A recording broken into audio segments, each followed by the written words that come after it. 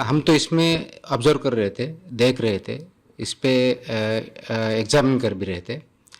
तो देरी हो गई ऐसा बोल सकते हैं। 10 लाख तक जुर्माना पहले स्टेज में होगा, उसके बाद भी नहीं होगा तो उसके ऊपर अपना फसाई एक्ट के तहत वो अनसेफ फूड, क्योंकि हमारा ये आर्टिकल प्रोहिबिटेड आइटम है और प्रोहिबिटेड आइटम अगर है तो प्रोहिबिटेड आइटम की जो क्लॉजेस है उसी हिसाब से उस पर कार्रवाई होगी। बेसिकली गुटखा पान मसाला प्रोहिबिटेड आइटम है, इस बार भी हमने किया है। उसमें अभी उन्होंने थोड़ा मोडस ऑपरेंडी उनका चेंज किया है। बड़े ट्रक आते थे वो नहीं आ रहे, टेम्पो या उसमें नहीं आ रहे, छोटे छोटे व्हीकल में रात में लाने की कोशिश करते हैं। हम तो इसमें ऑब्जर्व कर रहे थे, देख रहे थे, इस पे एग्जामिन कर भी रहे थे।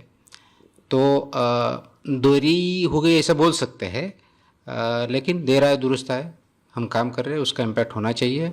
जो भी ऐसे सरोगेट ऐड या गलत ऐड, मिसलीडिंग ऐड करते हैं उनके लिए रेगुलेशंस है। Food safety authority of India act 24 के है तहत है और एडवर्टाइजिंग के और क्लेम्स के भी रेगुलेशन 2018 से है, जो कि इम्प्लीमेंटेशन आए हैं 1 जुलाई 2019 से। तो उसके बाद कोई भी ऐसी गलत add, misleading add, surrogacy add नहीं कर सकता है।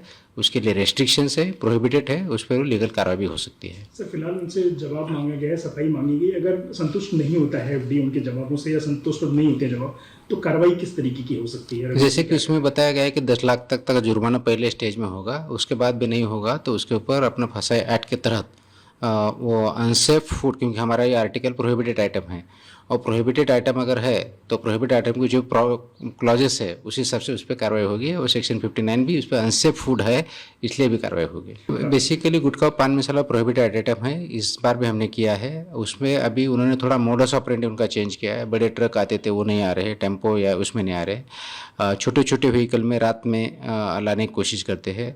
गोडाउन्स अभी नहीं मिल रहे हैं, डायरेक्टली कस्टमर को या छोटे छोटे लेवल पे जा रहा है। उसके साथ ही पब्लिक ट्रांसपोर्ट का भी यूज़ कर रहे हैं, बस कर रहे हैं, ट्रेन में। हमने तो बस में भी पकड़ा है, ट्रेन में भी पकड़ा है, आगे और चौकन्ना रख के करेंगे। बस इसमें यह है कि अभी प्रोसिक्यूशन लेवल बहुत आगे जा चुका है।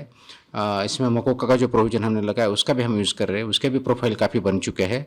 तो जो इसमें मैन्युफैक्चरर है, ट्रांसपोर्टर्स है, डिस्ट्रीब्यूटर्स है, सेलर्स है, यहाँ सभी जगह पे हम पकड़ रहे हैं। कुछ दिनों पहले हमने अकोला में उसका जो मैन्युफैक्चरिंग यूनिट था वो भी पकड़ा था, उनके भी सेक्शन 111 भी लगाया है बीएनएस का।